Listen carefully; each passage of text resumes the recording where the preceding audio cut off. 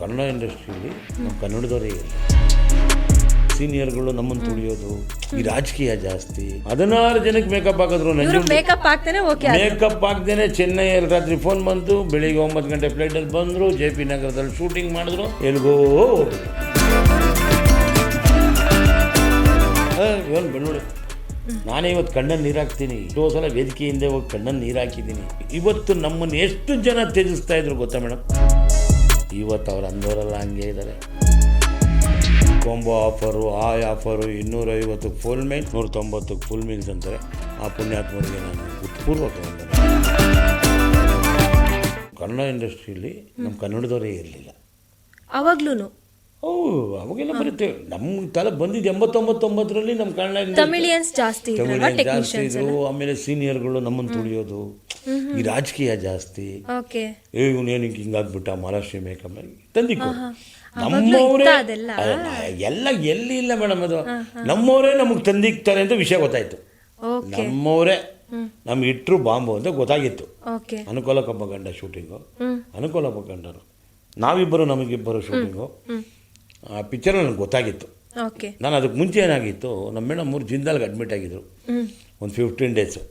ಅವಾಗ ಟಕ್ ಅಂತ ಟೈಫಾಯ್ಡ್ ಇಲ್ಲ, ಸುಮ್ಮನೆ ಬಾಡಿ ಸ್ಲಿಮ್ಗೋಸ್ಕರ ಆಗೋಣ ಅಂತೇಳಿ ಆಯುರ್ವೇದಿಕ್ಕೋಸ್ಕರ ಜಿಂದಾಲ್ ಈ ಜಿಂದಾಲ್ ಅಡ್ಮಿಟ್ ಆದರು. ಅಡ್ಮಿಟ್ ಆಗಿಬಿಟ್ಟು ಬಂದರು, ತೆಲುಗು ಪಿಕ್ಚರ್ಗೆ ಹೋದ್ವಿ.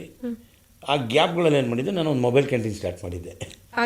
ಅವ್ರು 15 ದಿನ ಅಲ್ಲಿದ್ದರು, ನಾನು 15 ದಿನದಲ್ಲಿ ಇದನ್ನು ಆಟ ಆಡಿದ್ದೆ. ಒಂದು ಸಿಮ್ ಮಾಡಿದೆ, ಏನು ದಡಕ್ಕೆ ಸೇರ್ಬೋದಾ, ಸೇರೋಕ್ಕಾಗತ್ತಾ ಇಲ್ವಾ ಅಂತ ಒಂದು ಸುಮ್ಮನೆ ಟೆಸ್ಟ್ ಡ್ರೈವ್ ಮಾಡ್ಕೊಂಡು ಬಂದಿದ್ದೆ. ಬಂದೆ, ಒಂದು 6 ತಿಂಗಳಾಯ್ತು, ತೆಲುಗು ಆಯಿತು, ಎಲ್ಲ ಆಯಿತು. ಇಲ್ಲಿ ನಮಗಿಬ್ಬರು ಶೂಟಿಂಗ್ ನಡೀತಾ ಇತ್ತು. ಒಂದಿನ ನನಗೆ ಫೋನ್ ಬಂತು, ಚಂದ್ರು ನಾಳೆಯಿಂದ ಬೇಡ ಅನ್ನೋ ಥರ ಮಾತು ಬಂತು. ಮೇಡಮ್ ನಾನು ಐ ವಿಲ್ ರೆಡಿ, ನಾನು ಹೋಗಕ್ಕೆ ರೆಡಿ ಇದ್ದೀನಿ.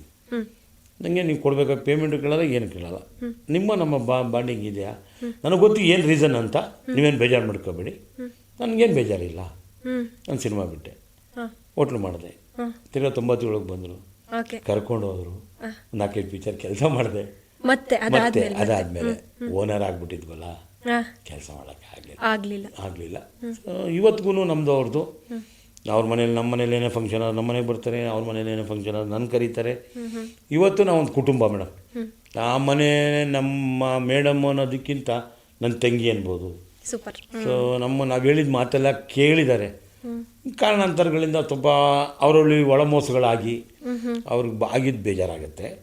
ಆದರೆ ಗ್ರೇಟ್ ಲೇಡಿ ಸರ್. ಆ ಥರ ಒಬ್ಬ ಹೀರೋಯಿನ್ನು, ಆ ಥರ ಒಬ್ಬ ನಟಿ ಮತ್ತೆ ಬರ್ತಾರೆ ಅಂತ ನಿಮ್ಗೆ ಅನ್ಸುತ್ತಾ ಮೇಡಮ್? ನನ್ನ ಅನಿಸಿಕೆ ಪ್ರಕಾರ ಇವತ್ತು ಆಯ್ತಲ್ಲ ಮೇಡಮ್, ಬಂದು ಹತ್ತತ್ರ 2019 ಬಂದಿದ್ದು. ಆಯ್ತು 90 ಆಯ್ತಲ್ಲ, 30 ವರ್ಷ ಆಯಿತು. 33 ವರ್ಷದಲ್ಲಿ ಆ ಸ್ಪೀಡ್ ಹೀರೋಯಿನ್ ಯಾರು ಬರಲಿಲ್ಲ ಬಿಡಿ. ಆ ಥರ ಎನಿ ಒನ್ ಮೇಡಮ್. ನಾನು ಹೇಳ್ತೀನಲ್ಲ, 16 ಜನಕ್ಕೆ ಮೇಕಪ್ ಹಾಕಿದ್ರು, 16 ಜನಕ್ಕೆ ಮೇಕಪ್ ಹಾಕಿದ್ರು. ಮೇಕಪ್ ಹಾಕ್ದೇನೆ ಚೆನ್ನೈಯಲ್ಲಿ ರಾತ್ರಿ ಫೋನ್ ಬಂತು, ಬೆಳಿಗ್ಗೆ 9 ಗಂಟೆ ಫ್ಲೈಟಲ್ಲಿ ಬಂದರು, JP ನಗರದಲ್ಲಿ ಶೂಟಿಂಗ್ ಮಾಡಿದ್ರು, ಎಲ್ಗೋ ಹೋಗ್ಬಿಟ್ರು. ಆಮೇಲೆ ಆ ಸಾಂಗು, ಆ ಒಳಗೆ ಸೇರಿದ್ದಾರೆ ಗುಂಡು ಸಾಂಗ್, ನಮ್ಮ ಕಂಪ್ನಿಲಿ ಕೈಲಾಸ ಮಾಸ್ಟ್ರು. ಪ್ರತಿ ಪಿಕ್ಚರಲ್ಲಿ ನಮ್ಮ ಕಂಪ್ನಿಲಿ ಕೈಲಾಸ ಮಾಸ್ಟ್ರೆ ನಂಬರ್ 1. ಅವತ್ತು ರೀಟಾ ಅಂತ ಒಂದು ಹುಡುಗಿ ಬಂತು, ಆ ಒಳಗೆ ಸೇರಿದ್ದಾರೆ ಗುಂಡು ಸಾಂಗ್ಗೆ. ಮೈಸೂರು ಮಾದೇಪುರದಲ್ಲಿ ಶೂಟ್ ಮಾಡ್ತಾ ಇದ್ದೀವಿ, ಡೈರೆಕ್ಟ್ರು ಒಪ್ತಾ ಇಲ್ಲ, ನೀವು ತೆಗಿತೀನಿ ನೋಡಿ ಸರ್ ಅಂತ 2 ಶಾಟ್ ತೆಗೆದ ಹುಡುಗಿ. ಅಂದ್ರೆ ಆ ಹುಡುಗಿ ಡ್ಯಾನ್ಸ್ ಮಾಡಿದ್ಲು, ಡ್ಯಾನ್ಸ್ ಮಾಸ್ಟರ್ ಹೇಳ್ಕೊಡೋದು. ಏನಾಗುತ್ತೆ ಅಂದರೆ, ಈಗ ಕೈಲಾಸ ಮಾಸ್ಟರ್ ಬರ್ತಾ ಇರ್ತಾರೆ, ಈಗ ನೀವಿಲ್ಲ, ನಿಮ್ಗೊಬ್ಬರು ಆಲ್ಟರ್ನೇಟಿವ್ ಬೇಕು, ನಿಮ್ಮ ಕೆಪಾಸಿಟಿ ಇರೋರನ್ನೇ ಇಕ್ಕೋಬೇಕು. ಹೌದು, ಆ ಥರ ಏನಾಗಿತ್ತು, ಅವರೇನೋ ಮಾಸ್ಟರ್ ಬ್ಯುಸಿ ಆಗಿ ಅವತ್ತು ಆ ಥರ ಮಾಡಲ್ಲ. ಅದು ಅದೃಷ್ಟ ಅನ್ನೋದಕ್ಕೆ ಆ ಸಾಂಗಿಗೆ ದೇವ್ರ ಥರ ಕಳಿಸಿದ್ದಾರೆ. ದೇವ್ರ ಥರ 16 ಜನಕ್ಕೆ ಮೇಕಪ್ ಹಾಕಿದ್ರು, ಇವ್ರಿಗೆ ಹಾಕ್ದೇನೆ ಮೇಕಪ್ ಟೆಸ್ಟ್ ಮಾಡಿದೆ ಹೀರೋಯಿನ್ ಆದರು. ಇದೆಲ್ಲ ಒಂದು ಮಿರಾಕಲ್. ಆಮೇಲೆ ದುರ್ಗಿ ವೇಷ ಮಾಡಿದ್ರು. ಸೊ ಇದೆಲ್ಲ ಏನಾಗುತ್ತೆ, ಅದೆಲ್ಲ ಗಾಡ್ ಗಿಫ್ಟ್. ಸೊ ಆ ಸಾಂಗು ಎಲ್ಗೋ ಹೋಗ್ಬಿಡ್ತು. ಆ ಸಾಂಗ್ ನೋಡ್ಕೊಂಡು ವಾಪಸ್ ಬರೋ ಜನ ಇದ್ರು. ನಾನು 365 ದಿನ ಫಂಕ್ಷನ್ಗೆ ಹೋಗಿದ್ದೀನಿ, 365 ಥ್ರೂಔಟ್ ಕರ್ನಾಟಕ. ಸುದೀಪ್ ಅವರೇ ಒಂದ್ ಕಡೆ ಹೇಳಿದ್ದಾರೆ, ರಾಘಣ್ಣ ಜೊತೆ ಶಿವಣ್ಣ ಜೊತೆ ಏನಾದ್ರು ಮಾಲಾಶ್ರೀ ಅವ್ರು ಇದ್ರು ಅಂದ್ರೆ, ಮಾಲಾಶ್ರೀ ಅವ್ರದ್ದು ಏನಿದೆ ಅದ್ ನೋಡ್ಕೊಂಡ್ಬಿಟ್ಟು ಅವ್ರು ವಾಪಸ್ ಬರ್ತಿದ್ರಂತೆ. ಅವರು ಆ ಥರ ಇತ್ತದ ಇತ್ತು. ತುಂಬ ನಾವು ಥ್ರೋಡ್ ಎಲ್ಲೆಲ್ಲಿ ಸುತ್ತಿದ್ವಿ ಮೇಡಮ್. ನನ್ನನ್ನು ತುಂಬ ಚೆನ್ನಾಗಿ ನೋಡಿಕೊಂಡ್ರು. ನಾನು ಒಂದು ಕೆಲಸಗಾರನ ಥರನೇ ಇರಲಿಲ್ಲ ಬಿಡಿ. ಆ ಮನೇಲಿ ನಾವು ಒಬ್ಬ ಅನ್ನೋ ಥರ ಇದ್ವಿ. ಸೊ ಅದರಿಂದ ಬದುಕ್ತೀವಿ. ಆಯಮ್ಮನೂ ತುಂಬ ಚೆನ್ನಾಗಿ ನೋಡಿಕೊಂಡ್ರು. ತುಂಬ ಚೆನ್ನಾಗಿರಬೇಕು, ಮಗಳೂ ಕ್ಲಿಕ್ ಆಗಬೇಕು ಅಷ್ಟೇ. ಹೇಳೋದೇನೆಂದರೆ ನಮಗೆ ಅನ್ನ ಹಾಕಿದ ಮನೇನ, ನಮ್ಮನ್ನು ಪ್ರೀತಿ ತೋರಿಸಿದ ಜಾಗನ ಯಾವತ್ತೂ ಮರಿಬಾರ್ದು. ತೆಗಿಬೇಕು, ಬದುಕಬೇಕು, ಬದುಕಿ ತೋರಿಸ್ಬೇಕು. ಸರ್, ನಿಮ್ಮ ಈ ಗುಣಗಳನ್ನ ಅಬ್ಸರ್ವ್ ಮಾಡ್ತಿದ್ರೆ ಈ ರಾಜ್ಕುಮಾರ್ ಸರ್ ಫ್ಯಾಮಿಲಿ ಜೊತೆ ಯಾರು ತುಂಬಾ ಕನೆಕ್ಟ್ ಆಗಿರ್ತಾರಲ್ಲ ಎಲ್ರದ್ದು ಗುಣಗಳು ಅವ್ರಿಗೆ ಹೋಲೋ ತರ ಇರುತ್ತೆ. ಅಂದ್ರೆ ಪ್ರಾಮಾಣಿಕತೆ ಆಗಿರಬಹುದು, ಒಳ್ಳೆಯವ್ರಿಗೆ ಒಳ್ಳೇದ್ ಬಯಸೋಣ, ಯಾರಿಗೂ ಕೆಟ್ಟದ್ ಬಯಸೋದ್ ಬೇಡ, ಆರಾಮಾಗಿರೋಣ, ನೆಮ್ಮದಿಯಾಗಿರೋಣ, ನಗ್ನಕ್ಕೊಂಡಿರೋಣ, ಅವರೆಲ್ಲ ಗುಣಗಳು ಇದೇ ತರನೇ ಇರೋದು. ಅವರಿಂದ ನೀವೇನೇನು ಕಲ್ತ್ರಿ ಅಂತ ನೋಡಿ. ಈಗ ಮಾತಾಡ್ತಿರೋದೇ ಕಲ್ತಿರೋದು ಮೇಡಮ್. ನಾವೇನಾಗುತ್ತೆ, ಕಲೆ ಇವಾಗ ನಾವು ಓದೋದಕ್ಕೆ ಸ್ಕೂಲ್ ಬೇಕಾಗತ್ತೆ, ಬೆಳೆಯೋದಕ್ಕೆ ಈ ಥರ ಮನೆ ಬೇಕಾಗತ್ತೆ, ಇವರು ನಮ್ಮನ್ನು ದಾರಿ ತೋರಿಸೋದಕ್ಕೆ ತಂದೆ ತಾಯಿ ಇರ್ತಾರೆ. ಆ ದಾರಿ ತೋರಿಸಿದ್ದನ್ನ ನಾವು ಒಳ್ಳೆ ರೀತಿಯಲ್ಲಿ ನಡ್ಸ್ಕೊಂಡು ಹೋದಾಗ, ಆ ಒಳ್ಳೆ ಗುಣಗಳ ಜೊತೆಲಿರೋರ ಜೊತೆ ಬದುಕಿದಾಗ ಒಳ್ಳೆತನ ಬಂದೇ ಬರುತ್ತೆ. ಈಗ ನಮಗೇನೋ ಬಂದ್ಬಿಡ್ತು, ಏನು ಬೆಳ್ಳುಳ್ಳಿ, ನಾನೇ ಇವತ್ತು ಕಣ್ಣಲ್ಲಿ ನೀರು ಹಾಕ್ತೀನಿ. ಎಷ್ಟೋ ಸಲ ವೇದಿಕೆಯಿಂದ ಹೋಗಿ ಕಣ್ಣಲ್ಲಿ ನೀರು ಹಾಕಿದ್ದೀನಿ.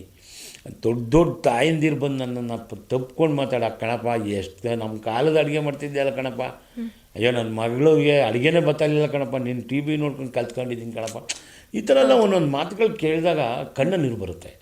ಅದೊಂದು ನಾವು ಮಾಡಿ ಏನೇ ಪ್ರಶಸ್ತಿ ಸಿಕ್ಕಿದ್ರು, ಏನೇ ಬಂದಿದ್ರು, ಇದೊಂದು ಗೌರವ ಅನ್ನೋದು ಇದೆಯಲ್ಲ, ಯಾವ ಕಾಸು ಕೊಟ್ಟರು ಬರಲ್ಲ, ಸಿಗಲ್ಲ. ಕಾಸು ಕೊಟ್ಟರು ಬರಲ್ಲ, ಕಾಸು ಕೊಟ್ಟರು ಸಿಗಲ್ಲ. ಅದಕ್ಕೆ ಯಾವತ್ತು ಹೇಳಿದ್ರೆ ದೊಡ್ಡ ಮನೆ ಗುಣ ಕಲ್ತ್ಕೊಂಡು ಪ್ರಪಂಚ ಬದುಕ್ಬೋದು. ನಾವು ಚೆನ್ನಾಗಿತ್ತು ಅಂದರೆ ಪ್ರಪಂಚ ಮಾತಾಡ್ತಿದ್ದೆ ಮೇಡಮ್. ನಮಗೆ ನಮ್ಮ ಬಾಸು ಒಂದೇ ಬೆಡಲ್ಲಿ ಮನಗಿದ್ದೀವಿ, ಒಂದೇ ತಟ್ಟೆಯಲ್ಲಿ ತಿಂದಿದ್ದೀವಿ. ಶಿವಣ್ಣವರಾಗಲಿ, ರಾಘಣ್ಣವರಾಗಲಿ, ಪೂರ್ಣಿಮಕ್ಕ ಆಗಲಿ, ಲಕ್ಷ್ಮಕ್ಕ ಆಗಲಿ, ಅಶ್ವಿನಿ ಮೇಡಮ್ ಅವರಾಗಲಿ, ನಮ್ಮ ರಾಘಣ್ಣವ್ರ ಮಂಗಳಕ್ಕವರಾಗಲಿ, ಗೀತಕ್ಕವರಾಗಲಿ, ಯಾವತ್ತೂ ನಮ್ಮನ್ನು ಒಳ್ಳೆ ಪ್ರೀತಿಯಿಂದ ಮಾತಾಡ್ತಾರೆ. ಒಳ್ಳೆ ಇದೆ ನಮ್ಮ ಮನೆ ಅಂತ ನಾವು ಜಂಬು ಕೇಳ್ಕೊಬೋದು. ಕಾರಣ ಯಾಕೆಂದರೆ ನಾವು ಲೇಬರ್ ಅಲ್ಲ, ಅಲ್ಲಿ ಆ ಮನೆಯ ಕುಟುಂಬದ ಒಂದು ಸದಸ್ಯರಿರ್ತಾರೆ. ನಮ್ಮ ಚಂದ್ರು ಅಂದರೆ ಮುಗಿದೋಯ್ತಲ್ಲ ಮೇಡಮ್. ಹೌದು ಸರ್, ಅದು ನಮ್ಮ ಚಂದ್ರು, ನಮ್ಮ ಮನೆ ಅಂತ ಹೇಳ್ಬಿಟ್ರೆ ಮುಗಿದೋಯ್ತು ಅದು.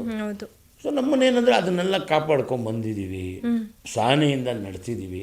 ನಮ್ಮ ತಂದೆ ತಾಯಿಗೂ ನಮ್ಗೆ ಕಲಿಸಿದ್ದಕ್ಕೆ, ಬುದ್ಧಿ ತೋರಿಸಿದ್ದಕ್ಕೆ, ನಾವು ಚಾಯ್ಸ್ ಮಾಡ್ಕೊಂಡು ಹೋಗಿ ಇವತ್ತು ನಮ್ಮನ್ನು ಎಷ್ಟು ಜನ ತ್ಯಜಿಸ್ತಾ ಇದ್ರು ಗೊತ್ತಾ ಮೇಡಮ್, ಎಷ್ಟು ಜನ ಬೈತಾ ಇದ್ರು ಗೊತ್ತಾ, ಪೊರ್ಕಿ ಅವನು ಉದ್ಧಾರ ಆಗಲ್ಲ. ಇವತ್ತು ಅವ್ರು ಅಂದವರೆಲ್ಲ ಹಂಗೆ ಇದ್ದಾರೆ. ಆ ಜಂಬ, ಆ ದುರಹಂಕಾರ ಅದೆಲ್ಲ ನಮಗೆ ಬರಬಾರ್ದು. ಯಾರು ತೋರಿಸ್ಬೇಕು? ನಮ್ಮನ್ನು ತಿರಸ್ಕಾರ ಮಾಡಿರ್ತಾರೆ ಗೊತ್ತಾ, ಅವ್ರ ಮುಂದೆ ನಾವೇನಿದ್ದೀವಿ, ನಾವೇನು ಬದುಕಿದ್ದೀವಿ, ನಾವು ಯಾರಿಗೆ. ಇವತ್ತು ನಾನು ಹೇಳ್ತೀನಲ್ಲ, ನಾನೆಲ್ಲೋ ಹೋಗ್ತಾ ಇರ್ತೀನಿ, ನನ್ನ ಸ್ನೇಹಿತರೆಲ್ಲ ಇರ್ತಾರೆ, ಅವ್ರ ಮುಂದೆ ಯಾರೋ ಸೆಲ್ಫಿ ಸಾರ್ ಅಂತಾರೆ. ಒಂದು ಕುಟುಂಬ ಫ್ಯಾಮಿಲಿ ಬರುತ್ತೆ, ಒಂದು ಸೆಲ್ಫಿ ಅಂತಾರೆ, ಆಮೇಲೆ ಮಾತಾಡ್ತಾರೆ, ಅವ್ರು ನನ್ನ ಬಗ್ಗೆ ಏನೇನೋ ಹೇಳ್ತಾರೆ. ನನ್ನ ಸ್ನೇಹಿತರುಗಳಿಗೂ ಅದು ಖುಷಿ ಆಗುತ್ತಲ್ಲ, ನನಗೊಂದು ಹೆಮ್ಮೆ ಆಗುತ್ತೆ. ನೋಡಪ್ಪ, ಪ್ರಪಂಚಕ್ಕೆ ನಾವು ಗೊತ್ತಾಯ್ತು, ನಾವು ಯಾರು, ಸಾಕು. ಉರ್ಕೊಂಡಿರೋರು ಇದ್ದಾರೆ ಮೇಡಮ್, 95% ಇದೆ. ಅಯ್ಯೋ, ಉರ್ಕೊಂಡವ್ರು ಊರು ಕಟ್ತಾರೆ ನೋಡಿ. ನಮ್ಮವರು, ನಮ್ಮಲ್ಲಿ ಪ್ಲಸ್ಸು ಇದೆ, ಮೈನಸ್ಸು ಇದೆ. ನಾನು ಮಾಡಿದ್ದೆಲ್ಲ ನಿಮಗೂ ಇಷ್ಟ ಆಗಬೇಕು ಅಂತ ಏನಿಲ್ಲ.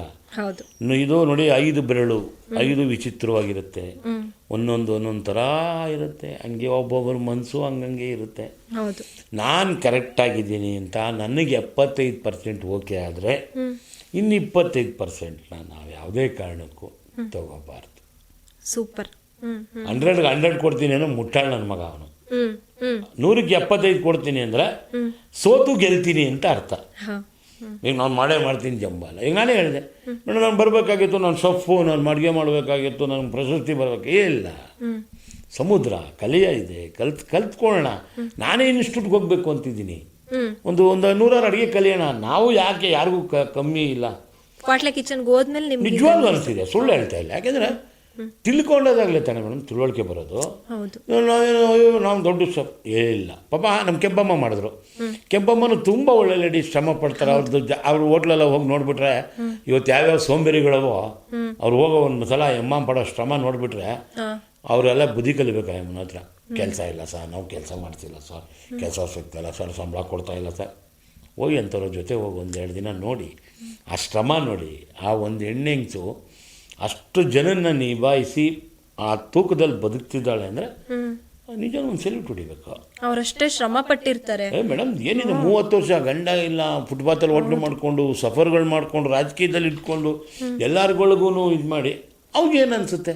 ಆ ಎಮ್ಮಂಗೆ ನಾನು ಹೇಳಿದೆ, ಅಮ್ಮ ಸಮುದ್ರ ಬೇಜಾರು ಮಾಡ್ಕೊಬೇಡ, ನೀನು ನಾನಿಬ್ಬರು ಕಾಮಿಡಿ ಫಿಗರು, ಅಲ್ಲಿ ಇರ್ತೀವಿ ಇಲ್ಲಿ ಹೋಗ್ತೀವಿ, ನಮ್ಮ ಮಾತು ಜನಕ್ಕೆ ಇಷ್ಟ ಆಗುತ್ತೆ, ಅದರಿಂದ ನಮ್ಮನ್ನು ಇಟ್ಕೋತಾರೆ, ಇರವ ಹೋಗ್ಬೇಡ ಅಂದೆ. ಹೋಗಯ್ಯೋ ಯಾವನಿಗೆ ಬೇಕು ನನ್ನ ಮರ್ಯಾದೆನೇ ಹೋಗ್ಬಿಡ್ತು ಅಂತ ಹೊಟ್ಟೋಯ್ತು. ಇವತ್ತು ನೀನು ಫೋನ್ ಹಾಕ್ತಾರೆ ನಾನು ಹೋಗ್ಬಾರ್ದಾಗಿತ್ತು ಅಂತ. ಯಾಕಂದರೆ ನಾನು ಬಂದ್ಬಿಟ್ಟಿದ್ದೆ ಅವಾಗ. ನಮ್ಮ ಶ್ರುತಿ ಮೇಡಮ್ ಅವರು ಇವ್ರು ಹೇಳಿಲ್ಲ ಅಂದಿದ್ರೆ ನಾವು ಮಾಡೋಕ್ಕೆ ಆಗ್ತಾ ಇರಲಿಲ್ಲ. ನನಗೆ ತಾಳಿ ಎಲ್ಲ ಹತ್ತಿರ ಪಡಬಾರ್ದು. 5 ನಿಮಿಷ ಯೋಚನೆ ಮಾಡ್ಬಿಡಿ. ಈಗ ಒಬ್ಬ ಸೂಸೈಡ್ ಮಾಡ್ಕೊಳ್ತೀನಿ ಅಂದವನು ಒಂದು ಮೇಲೆ ಚೇರಲ್ಲಿ ಹಾಕ್ಕೊಂಡು ಒಂದು 10 ನಿಮಿಷ ಯೋಚನೆ ಮಾಡ್ಬಿಡಿ, ನಾನು ಮಾಡಿದ ತಪ್ಪು, ಇದಕ್ಕಿನ್ನು ಮುಂದೆ ಏನೋ ಮಾಡ್ಕೋಬೋದು, ಇದು ಬೇಕಾಗಿಲ್ಲ ಅಂತ ಒಂದು 5 ನಿಮಿಷ ತಡೆದ್ಬಿಡಿ. ಆ ಕ್ಷಣ ನೀವು ಚೇಂಜ್ ಆಗಿ ಹೋಗ್ತೀರ. ಆ ಥರ ಯಾವುದೇ ಒಂದಕ್ಕೂ ನೀವೇ ಯೋಚನೆ ಮಾಡೋಕ್ಕೆ ನಿಮಗೆ ಕೆಪಾಸಿಟಿ ಇದೆ.